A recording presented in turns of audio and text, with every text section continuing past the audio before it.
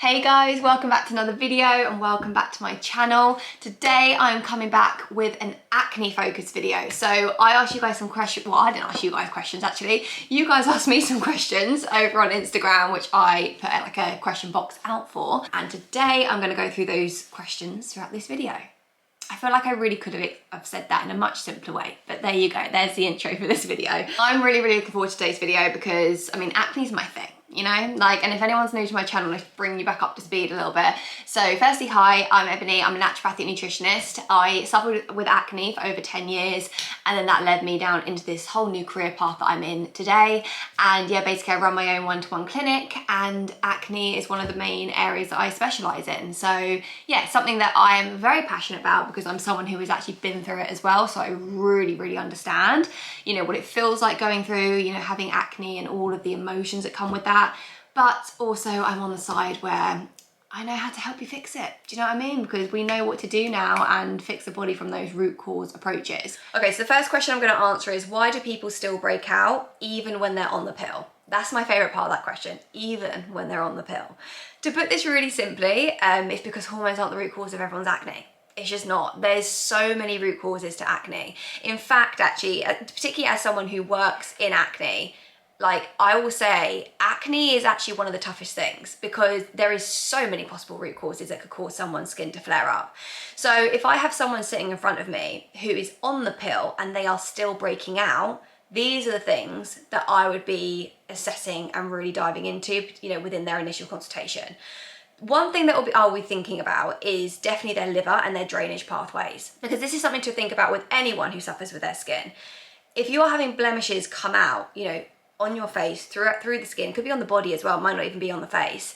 This is a detox pathway, right? So one thing we also want to assess is, okay, how are all of the detox pathways running? Because if there's blockages in any of those other pathways, that would also be putting extra pressure on another pathway, i.e. the skin.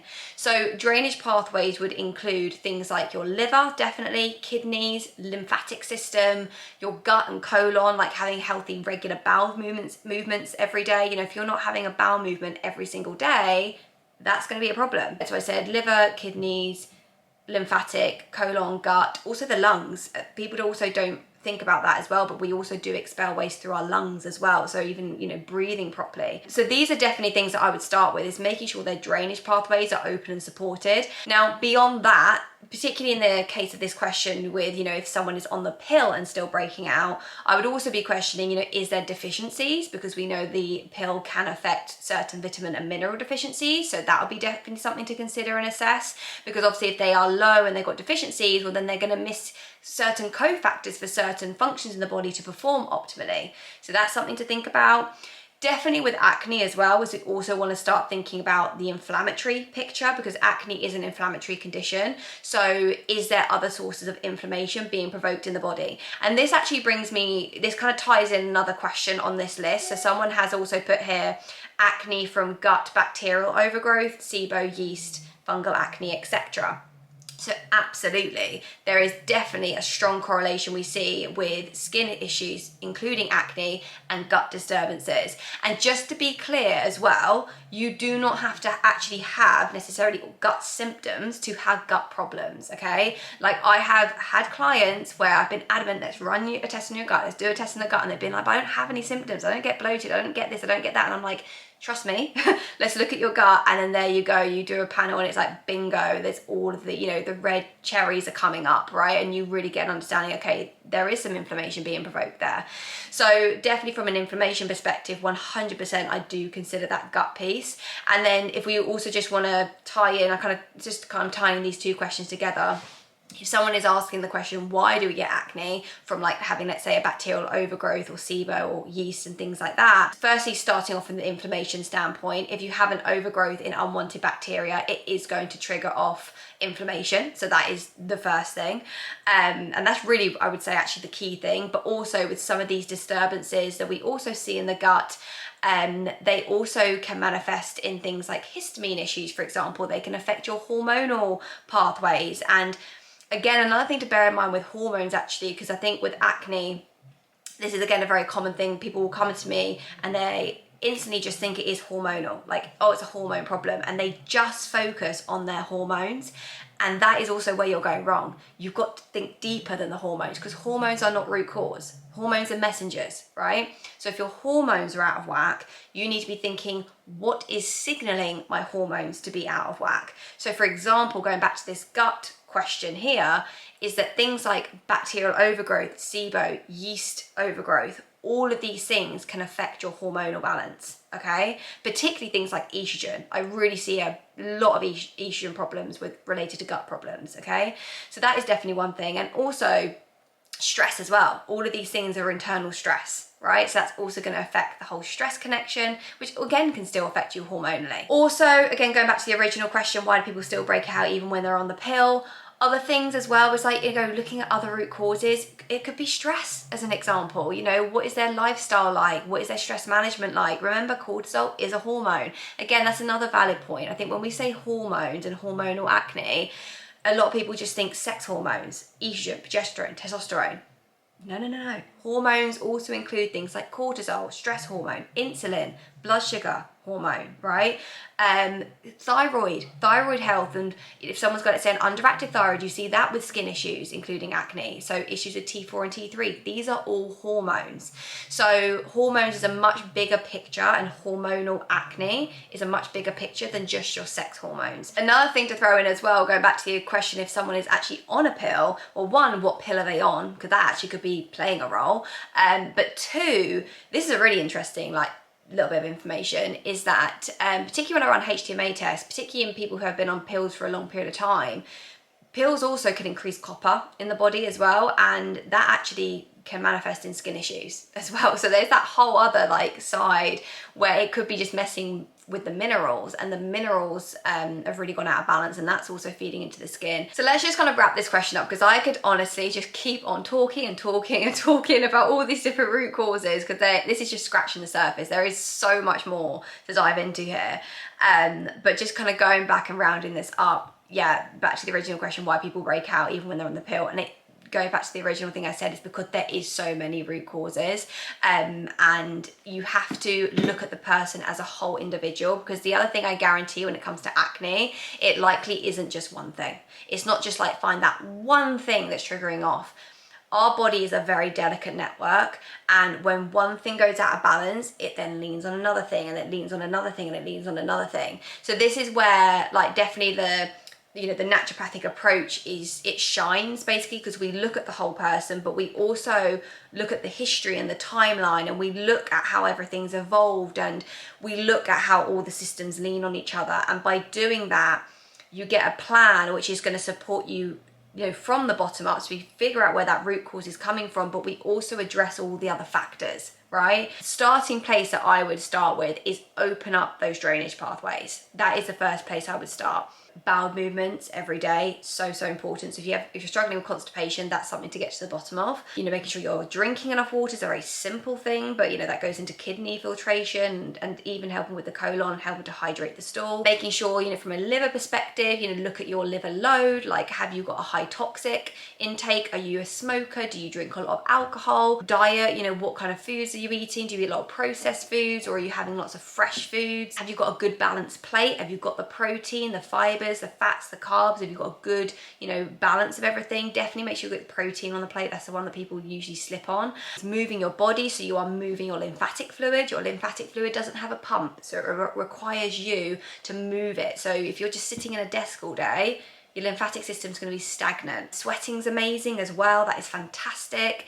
If you can't have access to a sauna, lay in a bath, put your, get your head down so you can get the water up and you get a good sweat going in the bath. That's a really nice, easy tip around that. There's liver supporting foods. Turmerics are amazing. I love dandelion root tea is a really lovely one to add in. Let me know in the comments, because I've been thinking recently, I really would love to put together a mini drainage, protocol program that lasts for 4 weeks, and let me know if you'd be interested, if I offered that out to people, because I'm thinking about doing it for my clients basically, but I'm also thinking I could definitely package that up so that I can also make it accessible for people who maybe just want to tap into that and they're not in a position where they can work, full on, do the whole experience with the one-to-one practitioner. Anyway, I need to get on with some work, and then I'll come back and I'll answer some more questions.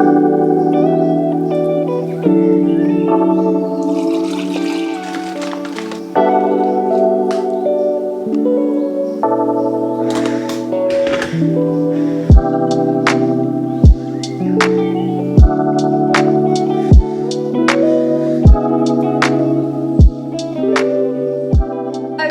it is the next day. I feel like you can tell that because my hair is definitely looking a lot fresher than it did in the first couple of clips. Now, I did actually continue filming yesterday, but I looked through the footage this morning and I was like, let's redo some of these clips, because I tried to answer a question about skincare in my bathroom and the extractor fan. Oh, it was a hard no when I watched that footage back. But let me just rewind on my side and re-answer this question, which is, what are the best products for acne flare-ups? This is a spot treatment. So this is a Dr. Sam's Flawless Neutralizing Gel. You may have potentially already come across this, but if you haven't, I'm very excited to bring this into your world. As far as spot treatments goes, this is probably the most I've ever been impressed by a spot treatment. I got an underskin spot underneath my chin and I applied this overnight. By the next day, it had gone down by at least 50%. By the day after that, completely flat and pretty much gone.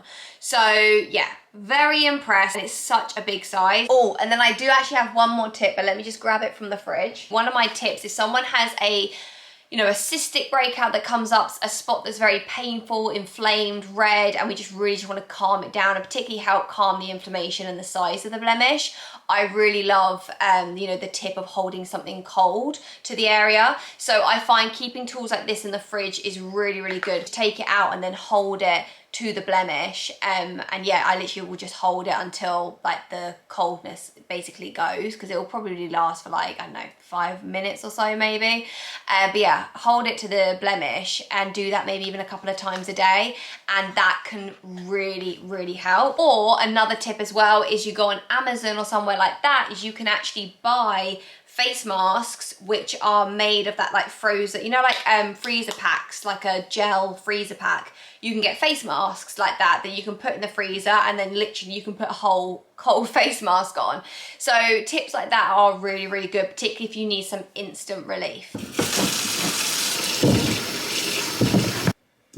Okay, I'm gonna answer some more questions and I'm gonna stand here and wash my vegetables. I'm just thinking, should we put the Christmas lights on? Let's do it. I normally only put these on at night. There we go, we'll have them on stand. Can you even see that? Oh my God, you can see it. Oh my God, that makes me so happy. Okay, we're gonna try and do a bit of a speed round and get through a couple of questions. Opinion on facial mapping for acne. Really love this question. So I absolutely love facial mapping. Now, do I base everything on it? No. So it's definitely not something where if I have a client and they've got spots on their, I don't know, chin or their cheek, that I literally will just base, okay, well that has to link with that because of this is what the facial map says. Absolutely not. I still look at the person as a whole individual and yeah, do my own analysis with that. But I do find facial mapping very interesting because I definitely have seen strong correlations. For example, I do see a really strong correlation with the cheeks area and the stomach. So a lot of H. pylori infections absolutely can affect acne. And I do see that a lot with particularly acne on the cheek area. So that's a really interesting one. Also, acne down the sides of the chin here. This can actually also be that large intestine area. And I do definitely see correlations with that when we get people's GI map results back. So that definitely is one. Oh, a really interesting one actually is the detoxification pathways as well. So I definitely have seen that correlation with blemishes in the temple area and between the eyebrows linking in with the liver. So that's definitely something that I have seen. So yeah, I really love facial mapping. I find it really interesting, but I just, I spray myself. But it's kind of like one of those things where, like I said, I don't base things off of it, but I am really interested in it and I definitely do pay attention to it as another possible sign and tool, when I'm working with someone. Okay, next question, acne supplement recommendations. I really hate to be really annoying with this one. I feel like you're probably gonna know what I'm gonna say. Acne supplement recommendations, there is not just like a one-fits-all protocol. Your supplement recommendations are going to be based on what is the root cause of your acne, right? So if I, use my clients as an example, One of my clients, you know, their acne supplements are going to be supplements that maybe are targeting their gut and their gut bacteria, or maybe doing eradication in some area in their gut, for example, or maybe we need to add more bacteria in, maybe they need pre and probiotics, right? That might be part of their acne supplement recommendations. Another client, it might be their minerals are all out of whack, so they need very specific vitamins and minerals to help balance that out, that's driving into their acne. Everyone's supplements are going to be completely unique and tailored to them, because that your supplement recommendations are based on the root cause and what needs to be addressed. So I really hate to be annoying, because I would love to be able to stand here and be like, these are the supplements, go get these, but it's just not the way it is. What I will say, because I hate just not giving anything, what I will say is some nice kind of more gentle starting grounds. So I love herbs like dandelion root, milk thistle, Schisandra burdock. Some of those are my favorite. They're really nice. Start with like low doses of those in like a tincture form. That's what my favorite is. And yeah, you can build that in just for some general liver support. I really love organic Olivia. Some of her herbs are really great. So her liver juice is a really lovely liver supporting product. Also to support digestion, the digestive juice is also fantastic. You just spray it before you eat. So some of her products are really, really lovely. If you're in the UK, by the way, actually that's something that I'm going to be doing today, is I'm sorting out, there's a site called Health. It's spelled HEALF.com, and I have a discount with them, but recently they've like got this feature where you could, where like practitioners can make our own like shopping page, so we can just put all of our favorite products there.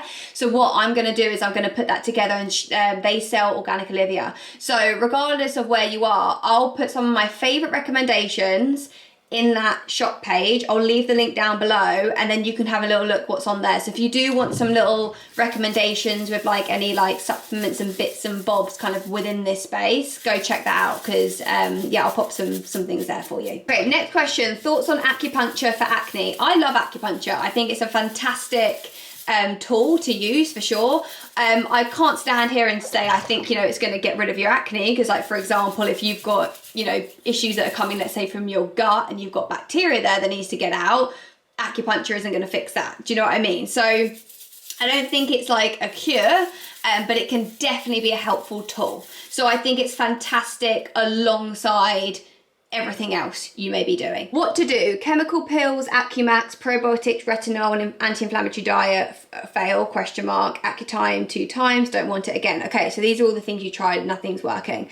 Okay, a few things just to say on that. Acumax, just a quick little tip on this. Acumax is a really, really popular product, but just to say now, it is not for everyone. I've actually seen some really negative impacts of Acumax in some of my clients who have come to me. It does contain, I believe it contains DIM, and basically I've seen some really negative impacts hormonally in some people, because DIM is not, again, for everyone. It can, some people it could be amazing on their estrogen pathways, some people it's actually going to do the opposite. So yeah, I personally am not a fan with like blindly supplementing with Acumax. Another thing also to say, like probiotics are great if you need them. And this is the thing, when it comes to the gut microbiome and gut bacteria, probiotics are adding bacteria, okay? This is the difference between pro and pre. Probiotics add, prebiotics feed, okay? Probiotics, they're gonna work great if you are low in those bacteria strains. But the issue for some people is that they actually have overgrowth in their microbiome.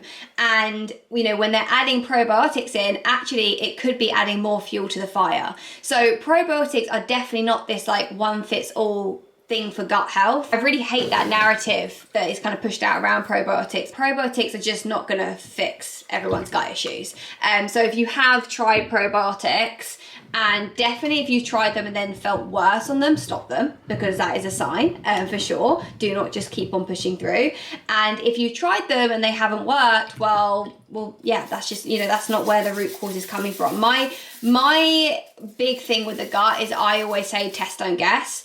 I do appreciate gut testing is not cheap, I get that, but if you add up all the money you've probably spent on all of your supplements that you've tried, just, you know, shooting an arrow in the dark, it's probably a heck of a lot more than what a gut test would be. So a GI map, for example, runs around £335 in the UK with shipping. So yeah, if you do the maths, you easily could spend that on supplements that don't work. So I always recommend test, find out actually what's going on, so that then when you pay out on supplements, you're actually getting things you need, and you can actually get to the root cause of what's going on there. And then to actually answer the question, what to do when all these things haven't worked. Well, chemical pills and retinol are topical things. So, if you've done those and that's still not working, then, we really need to be looking internal here, right? And then also, like, even things like Accutane. Like, if someone's been on Accutane twice, I'm also questioning, well, what is going on, like, with their liver particularly? Because Accutane is a strong vitamin A, it stores in the liver, and we know it does have an impact on the liver, right? So then that makes me think, okay, what is the detoxification pathways and the drainage pathways looking like? Are they stagnant? Is there issues there? So I definitely would tap into that area a bit more, particularly with an Accutane past history.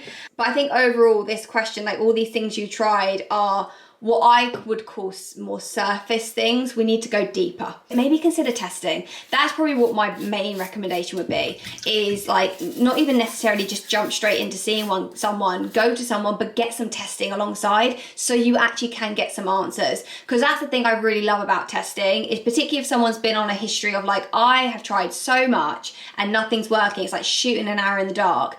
Getting some testing done can really be that thing that just brings in this whole new wave of fresh energy, because you can actually get some insight and answers as to what your body is doing internally, right? And in the worlds of functional testing, there is so much at our fingertips. I've spoken a lot about gut testing, but we've also, there is hormone testing, which I am a fan of, but I always say don't do it too soon because hormones aren't root cause. So I always start with like gut, minerals, even an oat test, organic acid testing. There's so much to dive into there. Let me know if you would like a video just about testing, and then we can just maybe talk about all the different tests, and I'll talk about, which ones I recommend for which scenarios. That could actually be quite an interesting video. So let me know if you want that, and then maybe we can put that together. I can talk about it in like another vlog. Anyway, I'm gonna drain this water out. It is literally disgusting. Look at the dirt. That's organic for you. Good morning, guys. It is Monday. I'm actually just sitting outside my chiropractor appointment. Oh my God, look how shiny my hair looks in that. Love a healthy hair moment. Yeah, I'm just sitting outside my chiropractor appointment. I've actually got a session like midday today, which is really nice because it splits up my work day nicely. I don't like go because I have anything particularly wrong. It's not like I go because I've got like back pain or anything like that I need to fix. It's more so just a little bit of self-care time for me, really. And also I really love having my like posture and my like alignment looked at. Something that I've become really like aware of more so over the last, particularly the last year, is just my general alignment and posture, because I work at a desk like many of us do. I work at a desk, and I'm always cautious about my posture when I'm sitting, because without thinking we can start like slouching forward or like sitting like lazy. I'm also really like love moving my legs around a lot, so I sit in all different positions. And also I have 2 monitor screens, and actually funny enough, my chiropractor picked up on this, is that I have one where I have like my video where I talk to people, and the one where I write all my notes on. So I am actually, when I'm on calls, I'm actually twisted. So she was like, yeah, you should probably like look at changing that up.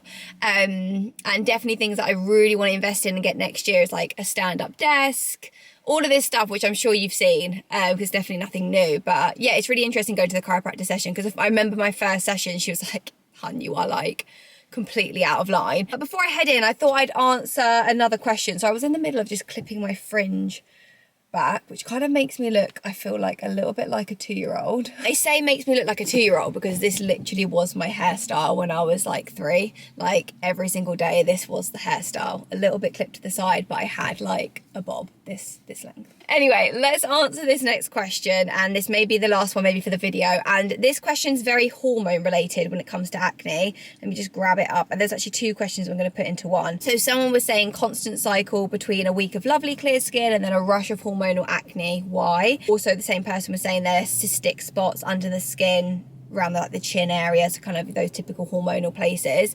And then I also had another person ask a question about DHT. So someone put, if your acne is caused by a sensitivity to DHT, which is dihydrotestosterone, so it's a form of testosterone that is far more potent, basically about 4 times more potent than testosterone. And they've asked a question around that and how can you heal it. So I thought let's do a little bit of a hormonal you know, related question here. So let's start with the number one, constant cycle between lovely clear skin and a rush of hormonal acne. So absolutely, if you're seeing that very clear cyclical pattern, yes, we can identify, well, hormones are playing into it. So the question is, well, what's going on hormonally? So when we look at the menstrual cycle, things that I would really want to know if I was working with someone who was seeing this pattern is I want to know, well, what is your cycle like? Firstly, your period is such a great, like, it's kind of like the report card of your health, basically, each month. So questions you want to look at is it regular? What is your bleed like? How long are your, like, 2 phases? So in your menstrual cycle, you've got 2 phases. You've got your follicular phase, which is day 1 of your period up until the day you ovulate. And then when you ovulate, you go into your luteal phase, okay? And that's until your next cycle, so day 1 of the next bleed, right? So something I really love paying attention to is, number 1, when do you ovulate in your cycle, and how long is your luteal phase? That kind of information can be so helpful, because if, let's say, for example, someone's like, my luteal phase is actually really short and I ovulate kind of later in my cycle, these could all be signs that there could be some dysfunction around ovulation, but there could also be low progesterone. And when it comes to hormones, like when it comes to acne, actually, I think this is another really important thing to mention. I can't remember if I've said this in the video or not, but like in relation to the other question about DHT, you know, a lot of people associate acne with testosterone, but actually you can have acne from imbalances between estrogen and progesterone. So looking at your cycle and the health of your cycle can be really helpful, because we can also identify, is there maybe an imbalance going on between estrogen and progesterone? So yeah, I definitely would look at the cycle health and make sure you've got good healthy luteal phase. I like to see that definitely above 10 days for sure.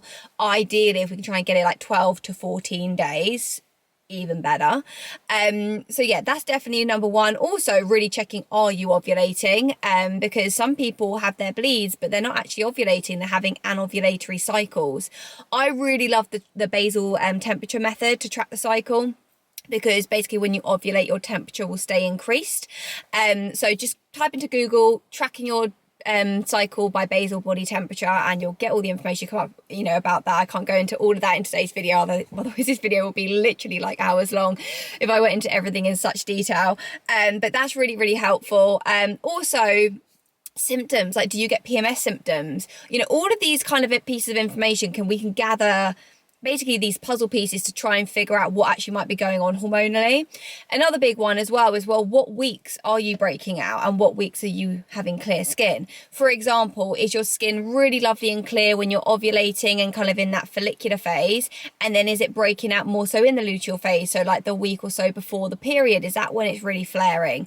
And by understanding which week of the cycle you flare, again, we can look at what the hormones typically should be doing and also give us a bit of an idea of maybe what hormones might be playing into the flare. But then from there, we then need to dig into the next deeper layer, which is figuring out, well, why is this happening, right?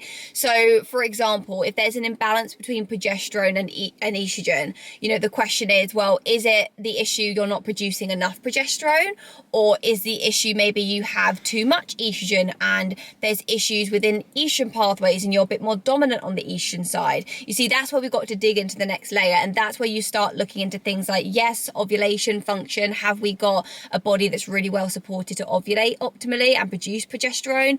But also, you know, are the estrogen pathways ticking well? Are you, you know, having good bowel movements? Have you got good liver function?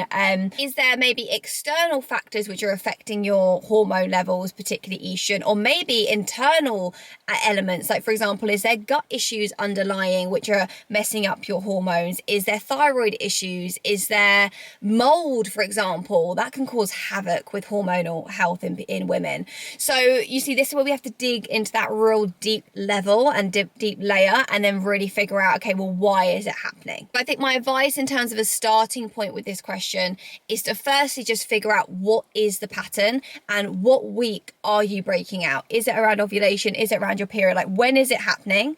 And then from there, we can start to funnel down the possible root causes basically, and then do the right investigation to try and figure out where that's coming from. And I definitely think track your cycle, because it is amazing the amount of information that you can get for free about your hormones and about your cycle when you actually track properly. Okay, so I really do love that basal body temperature method, because yeah, you can really see exactly what day you ovulate. You can see and count how many days each part of your cycle phases are, and all of that really just does give us a nice little nudge in the right direction when trying to figure out what's going on. Okay, and then to answer the question about DHT, so if your acne is caused by a sensitivity to DHT, how can you heal it? Well, the first thing is, why is your DHT sensitive and high? That's basically what you've got to get to the bottom of. Now, when it comes to DHT, dihydrotestosterone, there are supplements out there that you can take which help to lower that. Like, for example, things like saw palmetto is a common one, things like reishi mushroom are great.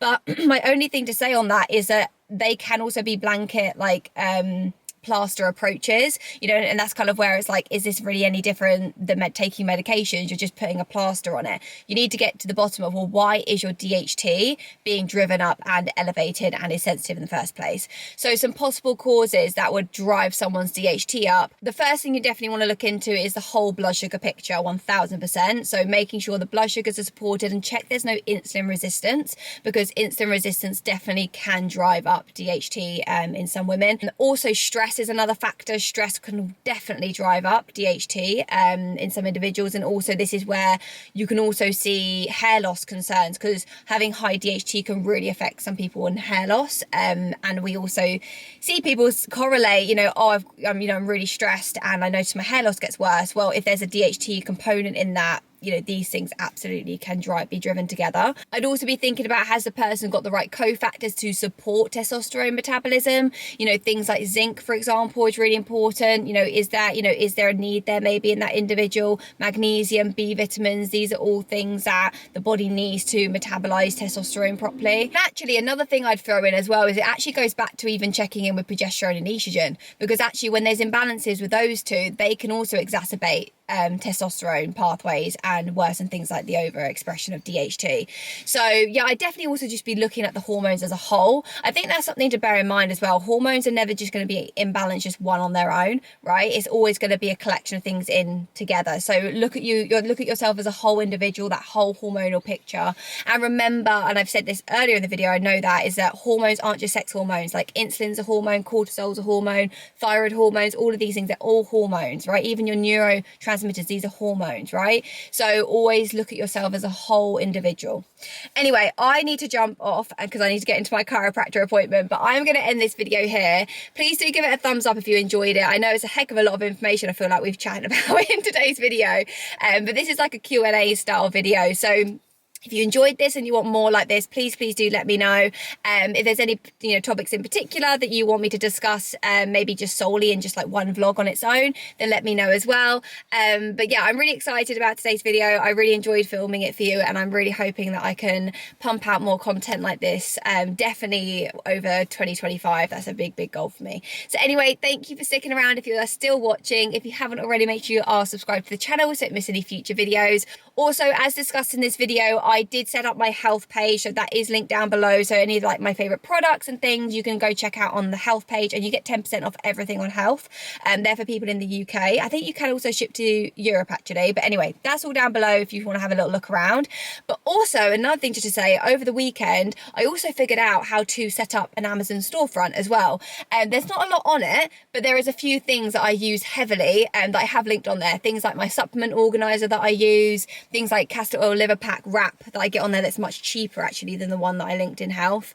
What other things? Oh, the little bottles I use for my apple cider vinegar shots, stuff like that. So if you also want to check out that, I'll link that down below as well. Anyway guys, I hope everyone's doing well. I need to get into my chiropractor appointment, and I will see you guys very soon. Mwah. Bye.